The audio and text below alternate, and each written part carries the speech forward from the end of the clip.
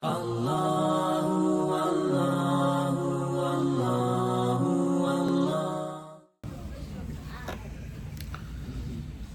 in the previous session, one questionnaire sent 4 questions in the message.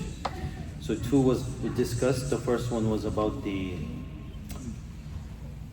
cats and to do business, selling and buying. And number 2 was about the food delivery, right? Now the third question. Assalamu alaikum wa rahmatullahi wa alaikum assalam. Is it permissible to pray with your niqab on your face? I heard that your face needs to touch the ground, and in niqab there is a veil between you and the ground. So this is the third question. So in this, there are actually 2 issues in your question. Number 1 is the face directly touching the ground and performing salah while supporting the niqab, supporting up the niqab. So the niqab is there and touching the ground with it. Remember this, it is not necessary for the face to directly touch the ground. Right? We don't do that. I mean, like we have carpets, we have sajjada, we have different things, right? So it is not, as long as it touches the ground and is firm and everything, that's fine, right? So it is not necessary. Okay? As for the covering of the face, whether for the woman she's wearing a niqab, or whether for a woman or a man wearing a mask, it is makruh. It is makruh tahrimi. It is prohibitively disliked. For no reason, wearing a mask while praying. For the woman wearing a niqab while praying, when she's when she's in her privacy, in her home, she is in the sisters area praying, she should uncover the mask or niqab and then pray. But yes, if there is a genuine shari'i excuse, meaning that she's praying in public, or she's praying where there's non-mahram are frequently coming and going, then she should remain, the niqab should remain, or face mask. Other than that, when she's in her praying at home in privacy or in the women's section, then the niqab should be off or the mask should be off. And genuine excuses also help.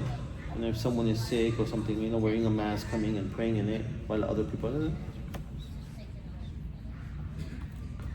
Number 4. Someone wants to get married to someone they like, but the parents are not allowing it. Can you recommend any dua that they can read to get each other, to marry with each other?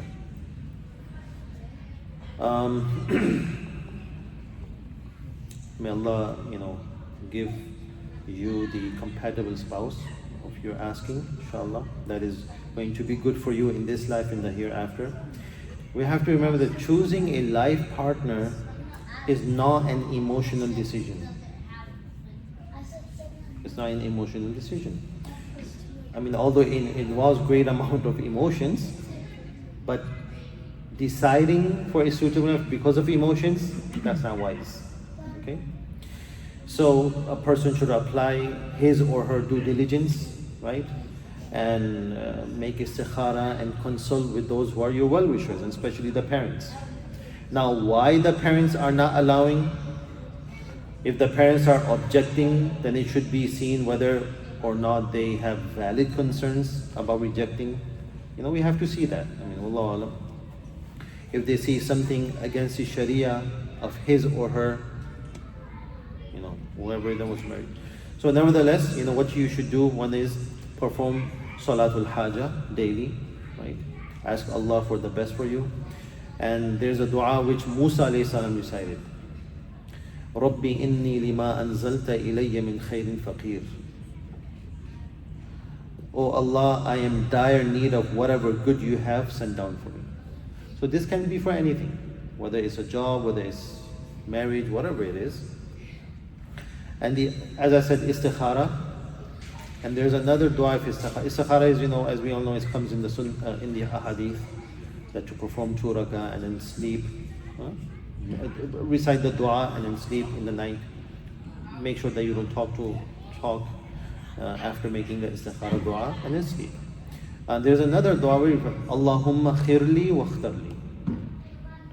Allahumma khirli wa khtarli. Just keep on reciting that. Sometimes you don't have the time to do istikhara. You have to make a decision, right?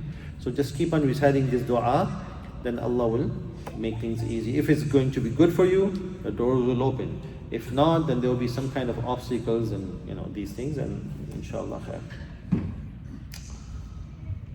Okay, Chaji.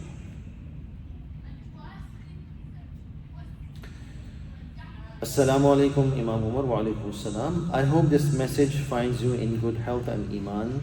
Alhamdulillah. I would like to seek your guidance on a few questions related to Qurbani and Umrah. Qurbani is gone. You're asking for next year? So there are again 3 questions here. Number 1. Can a person upon whom Qurbani is wajib take a share in a cow together with someone upon whom Qurbani is not wajib? Yeah, why not? Totally permissible. Like there's 7 shares, right? So 1 share is yours, for example, it is wajib, and from your side on, someone is putting the share for their parents who are deceased. That is nothing, right? So that's totally fine. There's nothing wrong with that. Number 2, is an elderly woman permitted to perform Umrah or Hajj without a mahram? All the Aimma Kiram, the 4 Aimma Kiram, there are no difference of opinion for a woman to travel less than the 48 miles, traveling less than 48 miles. It is okay. I mean, day-to-day life, right? Day-to-day life, she's going here and there, groceries, this and that. I mean, that's nothing wrong. Traveling, to be a traveler alone, it is not permitted according to the 4 Aimma Kiram. Okay? Now comes the question about Hajj and Umrah.